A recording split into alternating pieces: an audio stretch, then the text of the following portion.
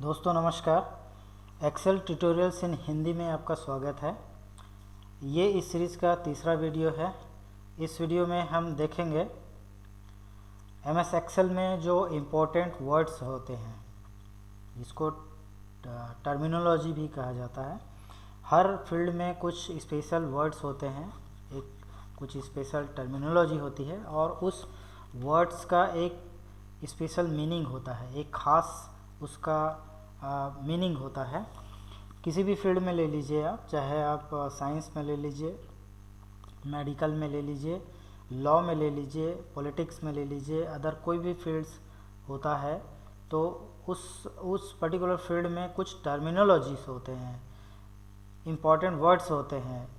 उस important words को जब भी कुछ यूज़ किया जाता है तो उसका एक विशेष उसका मतलब समझा जाता है, एक पूरी सिस्टम को, कोई एक चीज़ के लिए। तो इस तरह से हर चीज़ में इम्पोर्टेंट वर्ड्स होते हैं। तो एक्सेल में कौन कौन से इम्पोर्टेंट वर्ड्स हैं, कुछ इम्पोर्टेंट वर्ड्स के बारे में मैंने आपको यहाँ पर बताने की कोशिश की है इस वीडियो में, और इन वर्ड्स को टर्मिनोलॉजी बोलते हैं। तो सबसे पहला जो यहाँ पर आपको दिख रहा है, वर्कबुक। हम समझेंगे वर्कबुक क्या होते हैं, वर्कशीट। दूसरा जो वर्ड यूज़ किया जाता है, वर्कशीट क्या होते हैं, रोज़ क्या होते हैं, कॉलम्स क्या होते हैं, सेल क्या होते हैं, सेल पॉइंटर क्या होता है और सेल एड्रेस क्या होता है। तो इनके बारे में, इन टर्मिनोलॉजी के बारे में, इन इम्पोर्टेंट वर्ड्स के बारे में हमको समझना है। सबसे पहले वर्कबुक को लेते हैं। तो वर्कबुक क्या है? एक्चुअली एक्सेल में जो भी फाइल आप क्रिएट करते हैं वो वर्कबुक कहलाती है। ठीक है, मतलब जो भी फाइल आप बनाएंगे एक्सेल में, वो चीज़ जो है, वो फाइल जो है वर्कबुक कहलाती है। सिंपल सा इसका ये है कि ये रिप्रेजेंट करता है एक्सेल की फाइल को। बस इतना ही आपको समझना है इसमें। वर्कबुक, मैं बोलता हूँ यदि इस वर्कबुक में मैं काम कर रहा हूँ, इसका मतलब इस एक्सेल फाइल में मैं काम कर रहा हूँ। ठीक है। दूसरा होता है वर्कशीट। वर्कशीट का मतलब होता है ये जो देख रहे हैं आप, ये हिस्सा, इसको बोलते हैं वर्कशीट। वर्कशीट एक ऐसा फील्ड होता है जहाँ पर हम अपने डाटा को स्टोर करते हैं। सपोज़ आपके हाथ में एक बहुत बड़ा पेपर का शीट है, ठीक है, उसमें आप रो और कॉलम खींचते हैं और उसमें आंकड़ों को लिखते हैं। वही शीट, वही जो है वर्कशीट कहलाती है। ठीक है, यहाँ पर वो डिजिटल फॉर्म में है, कंप्यूटर में आप उस चीज़ को देख पा रहे हैं, जिसमें एडिटिंग बहुत ज़्यादा आसान होती है रेदर देन आपके पेपर के मुकाबले। ठीक है, तो ये जो हिस्सा आप जो देख रहे हैं, जो रो और कॉलम में डिवाइडेड है, इसी को वर्कशीट कहा जाता है। ठीक है, और एक्सेल में आप आपकी ज़रूरत के हिसाब से चाहे जितने आप वर्कशीट ऐड कर सकते हैं। जैसे मेरे को नया शीट चाहिए तो ये देखिए यहाँ पर शीट 1 लिखा हुआ है। नया शीट चाहिए तो यहाँ पे जो प्लस का साइन है उस पर मैं क्लिक करूँगा तो ये शीट 2 आ जाएगा। ऐसा मैं यहाँ से जितने भी शीट जोड़ सकता हूँ अपने वर्कबुक में। तो वर्कबुक समझ में आया? वर्कबुक का मतलब होता है एक्सेल की फ़ाइल, और उस एक्सेल की फ़ाइल में हम जितने शीट यूज़ करते हैं उसको बोला जाता है वर्कशीट्स। ठीक है, जिसमें हम काम करते हैं, एक्चुअल में हमारा डाटा जहाँ पर स्टोर होता है वो वर्कशीट कहलाता है।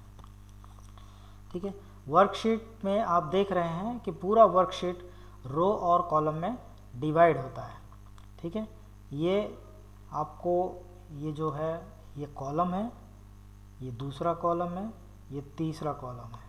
ठीक है, तो इस तरह से ये पूरा शीट कॉलम्स में डिवाइड है, और ये रो है। जैसे इसको आप देखेंगे तो ये फर्स्ट रो है, ये सेकंड रो है, ये थर्ड रो है।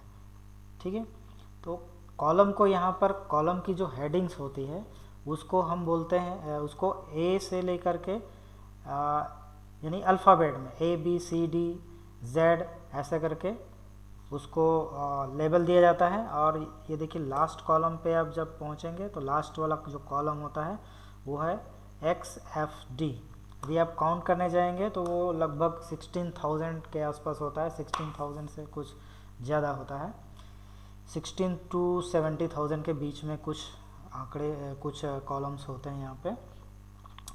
पूरे कॉलम्स को यदि आपको सेलेक्ट करना है तो आप देखिए यहाँ पे जब मैं माउस का पॉइंटर, यहाँ पे माउस के पॉइंटर को आपको विशेष रूप से ध्यान देना है, क्योंकि माउस का पॉइंटर अलग अलग कंडीशन में चेंज होते जाता है। जैसे अभी देखिए माउस का पॉइंटर एक मेडिकल प्लस में है, ठीक है, लेकिन जब मैं यहाँ कॉर्नर पे लाऊंगा तो ये चेंज हो जाता है, यहाँ पे बॉर्डर पे लाऊंगा तो ये चेंज हो जाता है, यहाँ पे मैं किसी भी रो किसी भी कॉलम के हेडिंग्स में ले जाता हूँ तो चेंज होता है। तो हर पॉइंटर का यहाँ पे महत्व है। तो जैसे आपको पूरा कॉलम सेलेक्ट करना हो तो आपको क्या करना है, उस कॉलम के हेडर पे आपको माउस का पॉइंटर ले जाना है। तो यहाँ पर देखिए डाउन एरो की ब्लैक कलर का आपको दिखता है, माउस का पॉइंटर कन्वर्ट हो जाता है और क्लिक करेंगे तो पूरा कॉलम सेलेक्ट हो जाता है, देखिए, ठीक है। मान लो आपको 2 कॉलम एक साथ सेलेक्ट करना है तो आप शिफ्ट बटन को दबा करके माउस का लेफ्ट बटन दबाइए और इसको ड्रैग करते जाइए इस तरह से। तो ये पूरा कॉलम जो है शुरू से आखिरी तक, जहाँ तक ये रो है वहाँ तक आपको सेलेक्ट होके मिल जाएगी।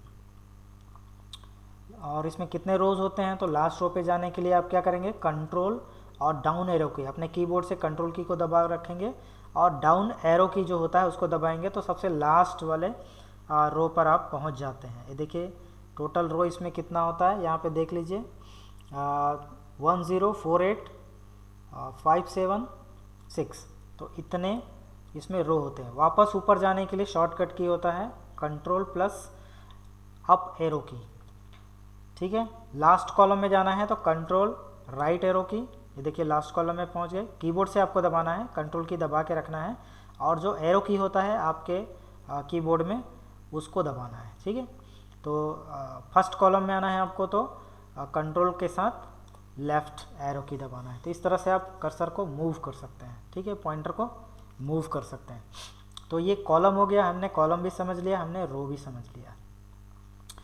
अब आते हैं सेल के ऊपर, ठीक है। यहाँ पे देखिए क्या क्या पॉइंट थे हमारे, वर्कबुक समझ में आया, वर्कशीट समझ में आया, रोज एंड कॉलम्स। अब आते हैं सेल पर। सेल किसको बोलेंगे, तो ये देखिए जब 2 रो और 2 कॉलम के बीच की जो स्पेस है, जो ये डब्बा डब्बा आप देख रहे हैं, ये डिब्बा आप देख पा रहे हैं जहाँ पर ये सेल पॉइंटर जा रहा है, इसको सेल बोलते हैं। सेल में ही आपके डेटा स्टोर होते हैं। जैसे आपको कोई भी डेटा लिखना हो तो आप सेल पे ही लिखेंगे, ये देखिए जो भी लिखना है आपको सेल पे ही लिखेंगे, सेल से बाहर इसमें कुछ भी नहीं है।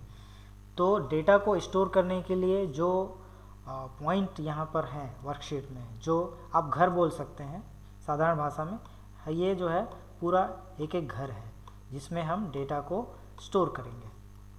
डेटा का घर ये सेल कहलाता है। Interaction point of rose and columns, ठीक है, जहाँ पर 2 रो और 2 कॉलम क्रॉस करते हैं तो जो बीच की जगह होती है उसी को हम सेल बोलते हैं, ठीक है। तो आप समझ गए होंगे सेल क्या होता है। सेल का यूज़ क्या होता है, डेटा को स्टोर करने के लिए सेल का उपयोग किया जाता है, ठीक है। अब ये यहाँ पे देखिए, यहाँ पे जब मैं माउस से क्लिक करने जा रहा हूँ, जहाँ पर मैं क्लिक कर रहा हूँ तो एक ब्लैक कलर का बॉर्डर, ठीक है, ये डार्क कलर का जो बॉर्डर है वो मूव कर रहा है, देखिए यहाँ पर, इसको बोलते हैं cell pointer. Cell pointer current cell को इंडिकेट करता है, यानी आपका सेल पॉइंटर जहाँ कहीं भी होगा, जिस सेल में होगा वो करंट सेल कहलाता है। यानी जो भी आप एक्टिविटी करेंगे, जो भी लिखेंगे आप, वो करंट सेल पर ही, जहाँ पर सेल पॉइंटर होगा उसी सेल में ही लिखा जाएगा, ठीक है। मान लो मैं लिखना चाहता हूँ यहाँ पर, लेकिन मेरा सेल पॉइंटर यहाँ पर है, तो ये पॉसिबल नहीं है। सबसे पहले सेल पॉइंटर को मुझे यहाँ पर लाना पड़ेगा। तो सेल पॉइंटर को मूव करने के लिए सिंपल आप माउस का पॉइंटर उस सेल में क्लिक कर दीजिए तो सेल पॉइंटर वहाँ पर चला जाता है, या आप अपने डाउन एरो की से नीचे की तरफ ला सकते हैं सेम कॉलम में, अप एरो की से आप उसे सेम कॉलम में ऊपर की ओर ले जा सकते हैं, लेफ्ट एरो की से, कीबोर्ड का जो लेफ्ट एरो की होता है उसे आप लेफ्ट की तरफ मूव करा सकते हैं सेम रो में, और राइट एरो की से आप राइट की तरफ मूव करा सकते हैं सेम रो में। तो इस तरह से सेल पॉइंटर का मूवमेंट होता है। सेल पॉइंटर बहुत ही इंपॉर्टेंट है। सेल पॉइंटर समझ गए होंगे, करंट सेल को इंडिकेट करता है। सपोज मुझे ये जो सेल यहाँ पे लिखा हुआ है राज, मान लो इसको मुझे बोल्ड करना है, तो इसको बोल्ड करने के लिए मुझे सेल पॉइंटर को यहाँ पे लाना पड़ेगा, यानी उस सेल को सेलेक्ट करना पड़ेगा। इसको सेलेक्ट करना बोलते हैं। जैसे आप यहाँ पे क्लिक किए हैं, यानी कि ये जो सेल है, ये सेल जो है सेलेक्ट हो गया। अब यहाँ पे मैं बोल्ड करूँगा तो यही सेल जो है बोल्ड कलर में हो जाएगा। इसकी साइज़ यदि मैं बड़ा करूँगा तो ये इसकी साइज़ जो है बड़ी हो जाएगी। ठीक है, एक से ज़्यादा सेल को आपको सेलेक्ट करना है तो क्या करना पड़ेगा आपको, सबसे पहले उस सेल में आपको लाना पड़ेगा जहाँ से आप सिलेक्शन स्टार्ट करना चाहते हैं। माउस का पहला बटन दबाइए और माउस का पहला बटन दबा के रखेंगे और उसको ड्रैग करिए। सपोज़ आपको कॉलम की तरफ जाना है तो नीचे की तरफ मूव करेंगे आप, यदि आप राइट की तरफ जाना चाहते हैं तो राइट की तरफ मूव करेंगे। जितना एरिया आपको सेलेक्ट करना है उतना एरिया आप सेलेक्ट कर लेंगे, उसके बाद ही आपको माउस का जो फर्स्ट बटन है उसको रिलीज़ करना है। ये मैंने रिलीज़ कर दिया तो इतना एरिया जो है सेलेक्ट हो गया। सिलेक्शन का मतलब क्या होता है, इतना जो सेलेक्टेड एरिया है उसमें मैं कोई भी एक्शन अप्लाई कर सकता हूँ, कोई भी कमांड अप्लाई कर सकता हूँ। जैसे इस पूरे एरिया का कलर मुझे चेंज करना है, बैकग्राउंड कलर, तो मैं यहाँ पे ये देखिए कलर दे दिया तो ये सेलेक्टेड जो एरिया था वो बैकग्राउंड का उसका जो कलर है वो चेंज हो गया। इसको मैं अनडू करता हूँ, अनडू कंट्रोल जेड से होता है जैसा कि सभी सॉफ्टवेयर्स में होता है। यहाँ भी अनडू के लिए कंट्रोल जेड का प्रयोग किया जाता है। कंट्रोल प्लस जेड की, कंट्रोल की को दबा के रखेंगे और जेड की को दबाएंगे तो वो जो भी एक्शन रिसेंटली जो आपका एक्शन होगा वो अनडू हो जाएगा, यानी वो कैंसिल हो जाएगा। तो ये सेल पॉइंटर होता है। इसके बाद आते हैं हम सेल पॉइंटर के बाद आता है सेल एड्रेस। तो सेल एड्रेस का मतलब होता है, यहाँ पे देखिए जैसा कि मैंने बताया जो सेल होता है ये एक घर की तरह होता है और हर घर का एक एड्रेस होता है। जैसे आप जिस घर में रहते हैं उसका एक एड्रेस होता है। कोई आदमी आप तक पहुंचना चाहता है तो उसका आपका जो एड्रेस होगा उस एड्रेस के माध्यम से वो आप तक पहुंच सकता है। एड्रेस कैसे बनता है, जैसे हम जिस घर में रहते हैं तो कौन सा गांव है, कौन सा शहर है, उसका कौन सा मोहल्ला है, ठीक है, कौन सी डिस्ट्रिक्ट है, कौन सी तहसील है, पिन कोड क्या है, डिस्ट्रिक्ट कौन सा है और स्टेट कौन सा है, कंट्री कौन सा है, ये हमारे घर का एड्रेस होता है। तो वैसे ही हर सेल का यहाँ पर आपको एड्रेस मिलेगा जिसके द्वारा उस सेल तक हम पहुँच सकते हैं या उस सेल में हम कोई भी कमांड अप्लाई कर सकते हैं, कोई भी एक्शन अप्लाई कर सकते हैं। तो यहाँ पर सेल का एड्रेस कैसा बनता है, सिंपल दो चीज़ों से सेल का एड्रेस बनता है। पहला, वो सेल कौन से कॉलम में है, दूसरा वो सेल कौन से रो पर है। पहला कॉलम का हेडर और दूसरा रो का नंबर। सपोज़ मैं यहाँ पर देखिए मेरा सेल पॉइंटर है, तो जहाँ पर मेरा सेल पॉइंटर है उसका एड्रेस क्या होगा। तो सबसे पहले हम देखेंगे ये कौन से कॉलम में है, तो एल, यहाँ पर देखिए एल कॉलम में है तो इसका एड्रेस क्या हो जाएगा, पहला एल। और उसके बाद देखिए ये कौन से रो में है, तो यहाँ पर देखेंगे यहाँ पर जिस रो में करंट जो पॉइंटर रहता है वो थोड़ा सा यहाँ पे ग्रे कलर का होता है, तो ये 10वें रो पर है, तो इसका जो एड्रेस होगा वो होगा L10। तो ये आपको मिल जाएगा एड्रेस बार में, ये एड्रेस बार है, यहाँ पे देखिए L10 दिख रहा है, ठीक है। ऐसे हर सेल का एड्रेस आपको मिलेगा। जैसे यहाँ पर हम क्लिक करते हैं तो यहाँ पर देखिए ये E कॉलम में है और ये 5वें रो पर है, तो E5 इसका एड्रेस हो जाएगा, जो कि आप एड्रेस बार में यहाँ पर आप देख पा रहे हैं। तो ये होता है सेल एड्रेस, ठीक है। तो सेल पॉइंटर और सेल एड्रेस। यहाँ पे मैं सेल पॉइंटर के रूप में सेल पॉइंटर के बारे में थोड़ा सा और बता दूँ। ये सेल पॉइंटर, ये जो बॉर्डर जो दिख रहा है ये तो सेल पॉइंटर है, लेकिन ये जो हम माउस को यहाँ पे इधर उधर मूव कर रहे हैं जो कर्सर, ये जो है जैसे मान लो मैं इसके कॉर्नर पे जाता हूँ, यहाँ पर जो डॉट दिख रहा है वहाँ पे जाता हूँ, तो आप देख पा रहे हैं माउस का जो पॉइंटर है वो चेंज हो रहा है, ये देखिए, ठीक है। ये जो प्लस जो दिख रहा है वाइट कलर का वो ब्लैक में और उसका जो लाइन है थोड़ा पतला हो जाता है। तो इसका एक मतलब है, इसका मतलब ये होता है कि जिसमें सेल पॉइंटर है उस सेल पॉइंटर के वैल्यूज़ को आप जब ड्रैग करेंगे माउस से तो जिधर भी ड्रैग करेंगे वो फिल होते जाएगा। जैसे मैं राइट की तरफ ऐसा माउस का पहला बटन दबा करके यदि मैं ड्रैग करता हूँ तो ये देखिए ये फिल हो गया। यदि मैं नीचे की तरफ इसको करूँगा, ड्रैग करूँगा, तो ये नीचे की तरफ फिल हो जाएगा, ठीक है। तो ये कहलाता है फिल पॉइंटर, यानी कि जब आप कॉर्नर पे आप लाते हैं तो ये फिल कमांड को, माने उस वैल्यूज़ को दूसरे सेल में फिल करने के लिए काम में आता है, ठीक है। इसके बाद इसमें जो बॉर्डर पे यदि मैं जाता हूँ, जैसे ये बॉर्डर है, बॉर्डर पे मैं जाता हूँ तो यहाँ पे देखिए 4 एरो के निशान से आपको मिलते हैं माउस पॉइंटर के साथ। अब इसको मैं माउस का पहला बटन दबा करके, लेफ्ट बटन दबा करके यदि करूँगा तो ये मूव हो जाएगा। ये जो डेटा है इस पॉइंटर, इस सेल का, वो मूव हो जाएगा। ये देखिए यहाँ पे, जैसे इसको देखिए, यहाँ से मैं इसको मूव करके इधर लाता हूँ, ठीक है। तो ये होता है इसमें पॉइंटर का कमाल।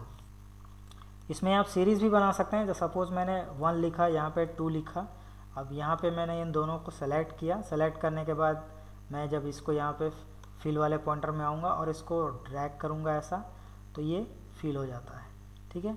यहाँ इधर भी हो जाएगा, इधर देखिए। तो यहाँ पे मैं ये दोनों सेल को पहले सेलेक्ट कर लूँगा ऐसा, और यहाँ से एक सीरीज़ बन जाएगी इस तरह से।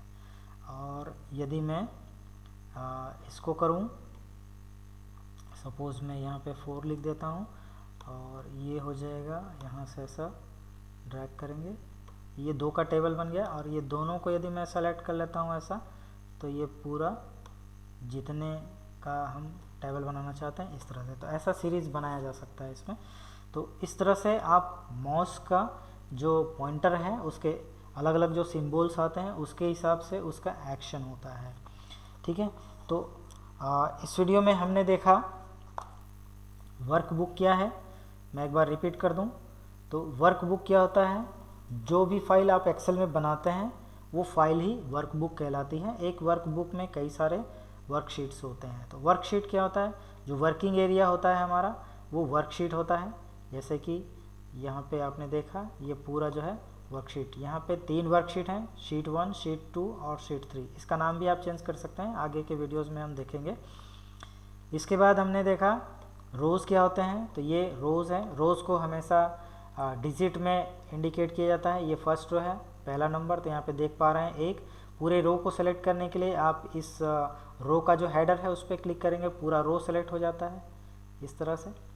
और कॉलम, तो ये कॉलम हो गया, कॉलम हेडर है। कॉलम हेडर को अल्फ़ाबेट में इंडिकेट किया जाता है और रो को डिजिट्स में इंडिकेट किया जाता है। तो रो और कॉलम समझ में आ गया। उसके बाद हमने देखा सेल के बारे में। सेल क्या है, और सेल पॉइंटर और सेल एड्रेस। तो ये सेल है, जितने भी डिब्बे आपको दिख रहे हैं, ये चौखड़ी जो खाने दिख रहे हैं आपको, इसको बोलते हैं सेल। सेल डाटा का घर होता है जहाँ पर हम डाटा को स्टोर करते हैं, ठीक है। सेल पॉइंटर, ये जो बॉर्डर आप देख रहे हैं थोड़ा डार्क बॉर्डर में, ठीक है, इसको बोलते हैं cell pointer. Cell pointer current cell को इंडिकेट करता है और जहाँ पर सेल पॉइंटर होगा उसका एड्रेस आपको इस एड्रेस बार में दिखाई देगा। तो एड्रेस, सेल का एड्रेस क्या होता है, सेल एड्रेस किसको बोलेंगे कि वो सेल कौन से कॉलम में है और कौन से रो में है। कॉलम और रो से मिलकर सेल एड्रेस बनता है, ठीक है। तो इस तरह से हमने ये सभी टॉपिक्स को आज यहाँ पर देखा। आई होप आपको ये वीडियो अच्छा लगा होगा। अच्छा लगा तो आप मेरे चैनल को सब्सक्राइब करिए, वीडियो को लाइक कीजिए, ज़्यादा से ज़्यादा शेयर कीजिए। और इस वीडियो में आपको और क्या चीज़ अच्छा लगा आप कमेंट करके मुझे बता सकते हैं। और आगे आने वाले इस सीरीज़ में आपको किस तरह का और वीडियोस चाहिए, या इसमें कोई चीज़ समझ में ना आया हो तो आप कमेंट करके मुझे बता सकते हैं। ओके फ्रेंड्स, इस वीडियो को देखने के लिए आपका बहुत बहुत धन्यवाद। अब मिलते हैं अगले वीडियो पर। Thank you very much.